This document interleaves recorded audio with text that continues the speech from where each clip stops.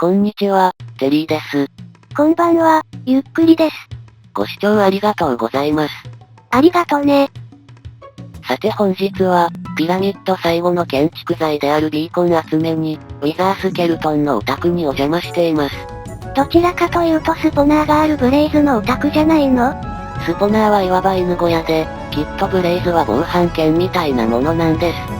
ちなみに今手持ちの地図は、以前ネザーのチェストに入れっぱなしにした地図なので、おかげで前回の最後は現在地表示に異常がない状態で利用できました。そもそも第2ネザー要塞は地図使わずに来れるけどね。さて前回はおまけ目標の一つ、モブの湧き数上限を利用した湧き潰しを断念しました。結局村の地下にゾンビスポナーなかったです。やっと諦めついたわね。この企画では、どうもスポナー運が悪かったようです。廃校を網羅的に探索して毒具もスポナー見つからなかったし。あと、廃村化計画については公式英語ウィキを調べましたが、基本的な理解は正しく、ピンポイントでピラミッドの透過ブロックからの直射日光を遮断すれば十分のようです。つまり、家判定が再チェックされるタイミングの問題ということね。多分です。あと可能性があるのは TNT が怪しいことくらいです。さて、ネザーゲートまで戻ってきましたが、このまま第1ネザー要塞に直行します。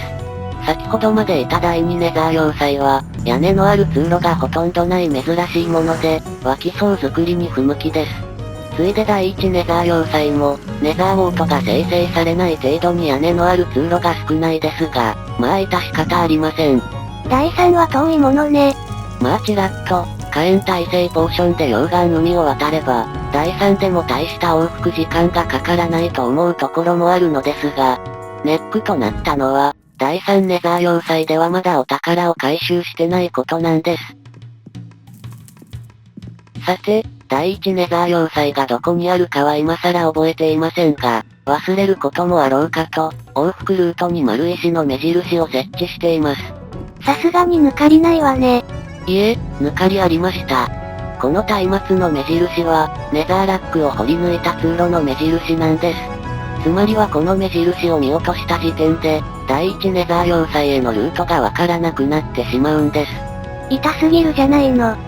まあでも今手持ちの地図は、当時ネザーを探索した地図のコピーなので、探索済みの範囲から、第1ネザー要塞がありそうな場所が絞れます。一度は見つけたネザー要塞なので、再発見はたやすいはずです。そして一つ目の候補地で、溶岩海を見渡してネザー要塞が見当たらないことを確認。溶岩海沿いに南に下って二つ目の候補地を目指します。というのが二つ目の、致命的判断ミスです。目視で見えるわけがありませんでした。第1ネザー要塞は、ネザーラックの中から掘り当てて見つけたのよね。ただまあ、今は溶岩への恐怖がだいぶ麻痺しているので、移動はさほど苦痛ではありませんでした。集計したら80回の直下で、21回溶岩ドボンしていたんです。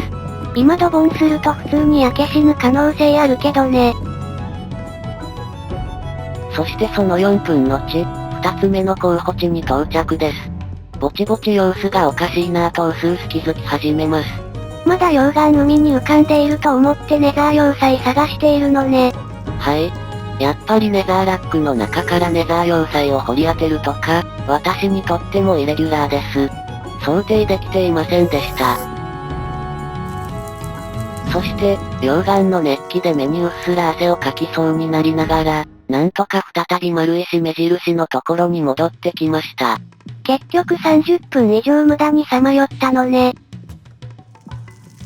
で、そこからとにかく丸石沿いに進もうとしてみると、どうしても第2ネザー要塞の方面に進んでしまいます。つまりはネザーワープの通路沿いね。まあ要するに、第1も第2もルート上に丸石目印を設置して、丸石沿いに進むのが紛らわしくなっていたわけです。別の目印にしておけばよかったじゃないの。それは無理です。当時第2を発見した時には、第1に二度と来ることがないと思っていたわけですから。まあともかくプレイ再開から40分さまよい、ようやく第1ネザー要塞への正解ルートがわかりました。そしてようやくネザー要塞に到着。だいぶ時間を無駄にしたので急ぎます。ちなみにネザー探索中から20分ほど、収録の音が大幅にずれてしまっていました。いつもよりかなり長いです。やっぱりネザーは重いのかしらね。まあ重いのは Windows 10のせいかもしれません。昔、秒画距離10チャンク未満で、つまりはかなりモブが湧きづらい条件でのウィザスケ頭集め攻略をしましたけど、あれはほんときつかったです。今後のバージョンでどれだけネザーが重くなっても、ビーコン作りたいならここで秒画距離を下げるわけにいかないんですよね。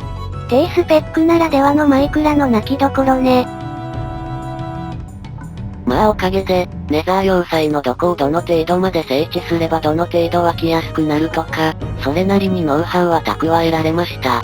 なのでネザー要塞に入って3分で、頭が1つゲットできたりします。それはさすがに運でしょうに。とりあえず、すでにある程度整地していますが、このネザー要塞は屋根のある通路が少ないので、もう少しは基礎を広げます。しばらくは、1、2分の整地作業と探索を交互に、という感じです。さて、徐々にスペースが広がってきました。ここちょっと広げすぎじゃないの？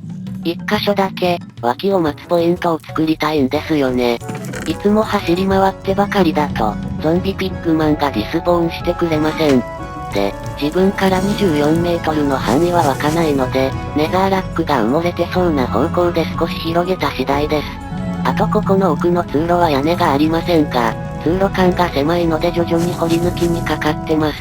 その先に見通し良いところがあるのね。で、10分で10体ちょっとのペースでウィザースケルトンを買っていき、30体目で2つ目の頭をゲットしました。まだ運がいい方かしらね。普通くらいです。ドロップ増加3なら 5.5% の率で頭をドロップするので、目安で36体目で頭2つです。さて、順調だったのはここまでです。昔からネザーに来るたびに悩まされ続けた、ゾンビピッグマンの逆恨み問題が生じました。他のモブからダメージ受けたゾンビピッグマンが、テリーを襲ってくる現象ね。以前、ゾンビピッグマンを攻撃したモブを私が倒したら、襲ってくるとのコメントいただいて、正直半信半疑だったのですが、というのは、やはり反応してこないんですよね。しかし、敵対されたトリガーとしては、思い当たるのは今のブレイズとの攻防くらいしかありません。というのは、今のシーン以外では、ここまでゾンビピッグマン型のモブから攻撃されたことはありませんでした。で、いつ襲ってくるのよ。もう間もなくです。しかも私が嫌な予感がやっぱり気のせいだったと油断している時に、なんで殴られて怒られるのか意味がわかりません。逃亡生活の始まりね。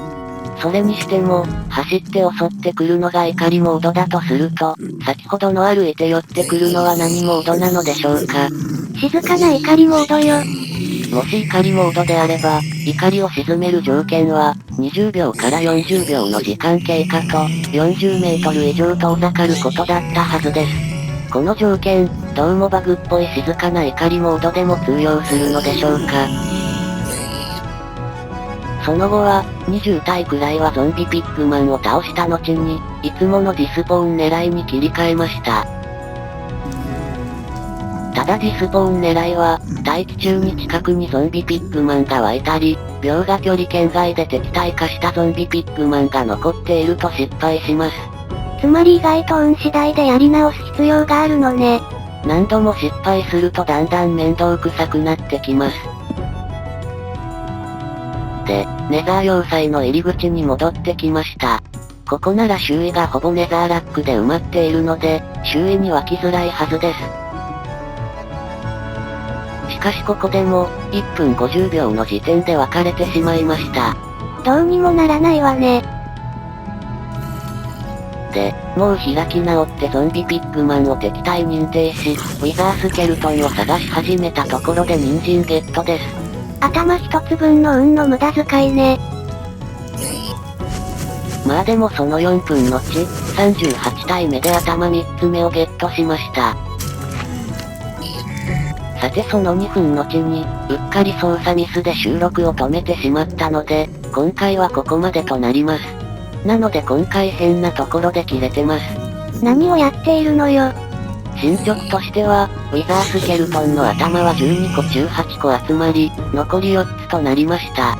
ゾンビピッグマンを沈めることができれば、そこから1時間半ほどで収集完了しそうです。ただし、ネザーに来てからステーキが半減しているので、ぼちぼち拠点に一度戻ろうかと思います。